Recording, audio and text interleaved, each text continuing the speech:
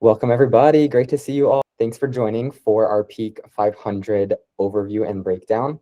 I gotta say, I'm super excited for this one. I remember back last year when they were trialing the Playoffs 500 in the UK, and just hearing that they were gonna bring that stateside for this new iteration was super exciting. So I'm really excited to bring this to you today. We're gonna break down the full event, all of the stations, movement standards, how to score it, and then set you up for success for the workout, which is coming at the end of March. Our Peak 500 is going to be an event, not just a workout. You can think of it sort of like the second iteration in our playoffs series. So that was the way that we had our standardized fitness competition in the studio, even before all of the High Rocks hype was high. And now we're sort of transitioning into this new version, which is called Peak 500. It's 30 minutes, whereas playoffs was only 10.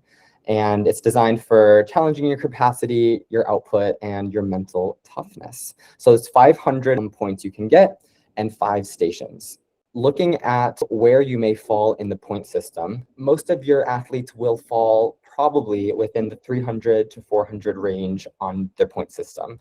Your top performers are going to be more advanced, pro elite, and then beginners might fall in that competitor zone.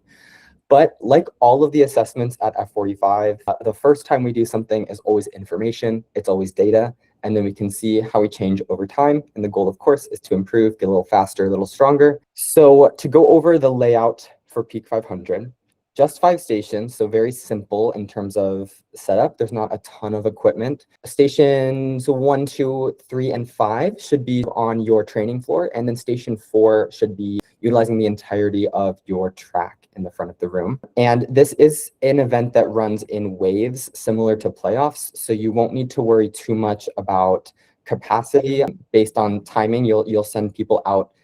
Everybody will start at station 1 and they'll work through the room in sequence. So the way this one works, 5 minutes of work at every single station and 1 minute of rest in between. You're recording how many reps or calories you get at each station. There is an opportunity to input this into the F45 training app. That's what it's designed for. Also, there are hard copy score sheets as well, which can be really useful when you're in the thick of the workout rather than fuddling with the phone. Writing it all on hard copy and then inputting it later on is also a great option. So the one really fun thing about this event is that you can do it as a solo, or you can do it in a group of 2. So you can do pairs. Just a reminder, guys, that is going to be in your F45 training app, the same place where you would put all of the benchmark, the series assessments, and all of that good stuff. So let's get right into the workout. Station 1, we got bike erg. The goal here is 100 calories. This is the first station. People are going to be feeling pretty fresh here. Encourage them not to go all out right at the beginning. They can adjust the seat. They can adjust the damper setting, and they can change the damper setting at any point if they need to during their time on the bike. If they're doing a paired workout for this, they can switch at any cadence of their choosing, whether that's time-based, meter-based, fatigue-based. For the erg stations, just to note, there is a way on the Concept 2 ergs to set your display at 100 calories so that when they get on and start, it will start counting down their calories right away so they can see themselves getting closer to that goal of 0. You just go into the workouts, select your time, change the units to calories, and then set it to 100. And we'll send a full breakdown of how to do that as well. So once they finish the bike, they have 5 minutes to hit the 100 calories. Then they're going to move on to station 2. Dumbbells are going to be on the floor. You'll have 2 weight options. For females, the weight is 8 kilograms, 18 pounds, and the males are 12.5 kilos, or roughly 28 pounds. For the devil's press, we want 8 full reps and then 12 reps of forward lunges, repeated 5 times. So you can think of it like 5 laps almost through that station. So 8 devil's press, 12 suitcase lunges. If they're performing this with partners, both partners have to do all 100 reps and they have to do them synchronized. So you have to come down in your devil's press at the exact same time. You have to lunge at the exact same time. You can see right here on the right all of the movement standards. For devil's press, the chest has to cross below the top of the dumbbell. Jumping up into that forward position, weights have to come all the way up, biceps next to ears fully extended at the top, hips fully extended, chest upright. For your forward lunges, big step forward, same as in high rocks, back knee must touch the floor, chest should be upright for those ones, it must be down. So no front rack position to rest the weight. You're also working grip strength at this station. So just to reiterate, if you're going solo, all 100 reps alone. If you're going in pairs, you're both doing 100 reps. Moving over to our ski erg. Ergs are all going to be very similar here. So same as on the bike, set their machines during the rest time so they don't have to fiddle with it once they get going. Same thing on the you go, I go format. I'm passing off person to person, and it's 100 calories total. So that one, again, is split. Moving on, station 4, a run. I know a lot of us struggle with runs in our studios, especially in city centers, and we don't have a ton of space.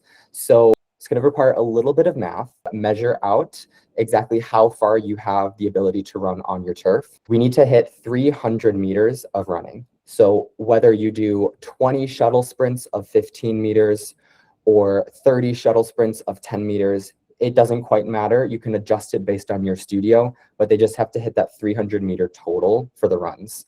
You can think of that as sort of a buy-in at this station. The run has to be completed before the thrusters.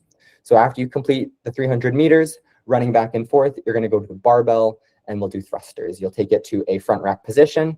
We're going for a full squat, hips crossing below the knees, and then full extension at the top. Again, biceps by the ears. Hips have to fully open at the top as well. Females are hitting 15 kilos and males are 25. Individuals, 1 foot has to cross over the line. I recommend we use a tape line on the floor for that, so you can be really clear about this is the duration of the run.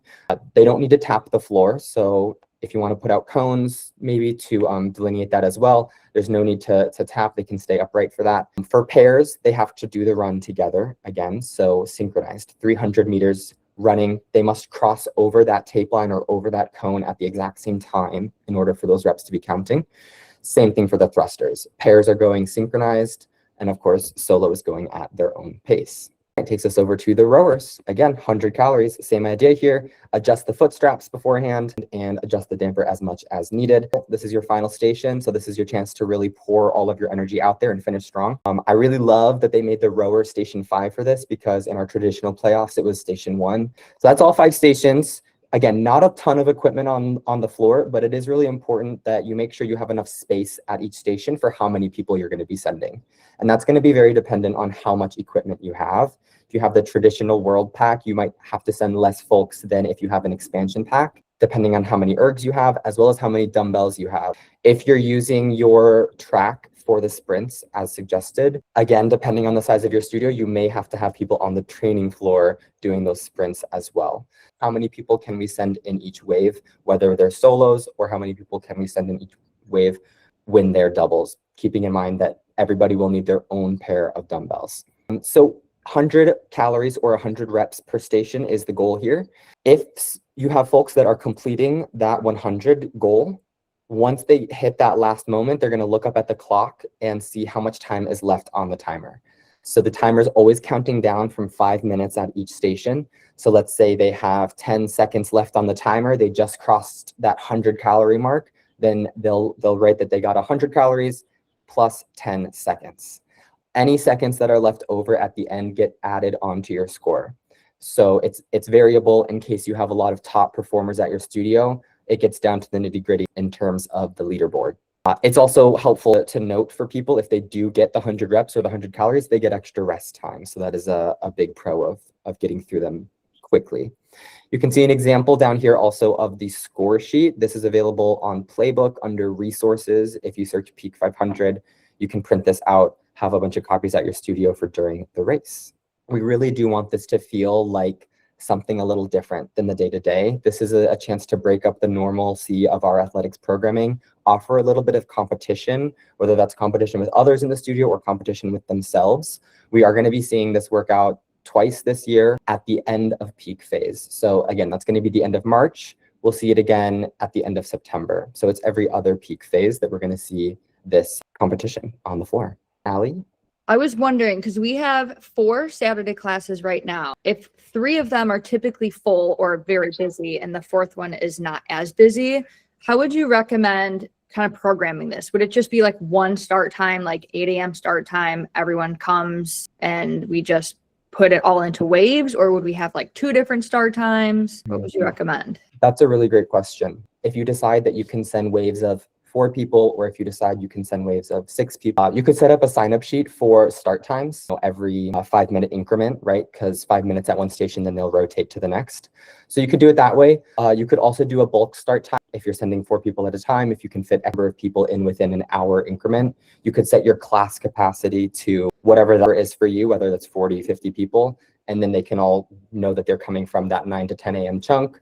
And then the next group is going to start 11 to 12 a.m. chunk. Maybe they don't know exactly what time they're starting in that time range. I also think that's a great opportunity to encourage folks to stick around for other people, cheer people on while they're going, and then also once they're finished, cheering on their friends as they go through. Something we recommend is having a warm-up area. If you've done high rock, there's a space where people can, practice their erg or do mobility stuff. Another thing in that area, if you can have some like local vendors, people that are giving out some juices or have some recovery equipment, things like that, so that we can keep people engaged and busy rather than just kind of sitting around waiting for their turn. It should feel like an event, right? It should feel like a high rock simulation rather than just, okay, I signed up for a 30-minute workout. I'm supposed to come at 8 a.m., but I'm not going off until 8:30. And now I'm just killing time. That also reminded me that this is going to be sort of a high staff event. You'll want to have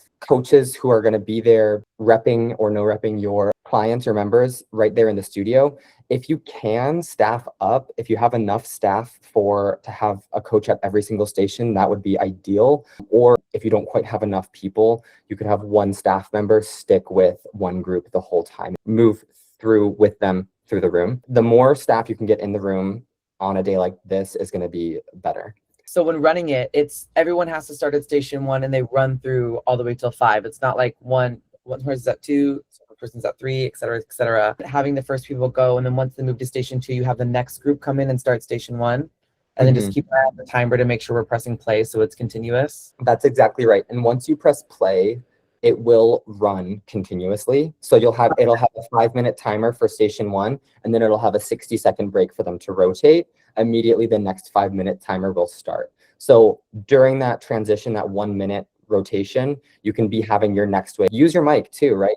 All right, I've got Jamie on deck. Jamie and Chris are on deck. Then they're coming in during that 1-minute transition time, setting their bike, getting all of their settings for themselves, and then they're starting at the next 5-minute mark. Okay, perfect. Thank you. As far as keeping scores and modifications, if and when needed, how do you deal with that? That's a really good question. If you have folks that need to modify, maybe that's with weight, maybe that's with movement standards. We want this to be an accessible experience for all of your members. My recommendation would be maybe not adding them to the leaderboard, if that makes sense, but still encouraging them to participate, marking all their scores, and just marking what the modification is, so that next time they go, they know, okay, I modified in these ways and this was my score. Can I get a similar or better score? Or can I maybe lose one of the modifications every weekend? In the app, they usually give you an option to change the weight, at least, not the exercise. So if somebody's not doing the prescribed weight, you can usually change it and it'll just adjust the score accordingly. There's no modification, but if somebody's just going lighter, it usually just drops the score down automatically. Thanks for that. Yeah. Member knowledge is going to be your best friend here. So make your members aware of what's going on. This is something we can start hyping up right at the start of peak phase, right? Like we're building up to peak 500. This is what that is. This is what that looks like. Here's some info about it. Pop a video of yourself talking about it on Instagram, just to like get people in the know, so that, yeah, they aren't sort of surprised if they maybe are expecting a 60-minute hybrid workout on Saturday. Our Saturday classes are full, and we have a wide range of athlete that loves to come to the Saturday workout. So I just wanted to stress that we also want it to be an open and inclusive event. We have members as old as 70 in our studio, and I would highly encourage them to come and try it, whatever that looks like. Not everyone is going to be an elite. Some people just showing up to an event like this is a tremendous accomplishment.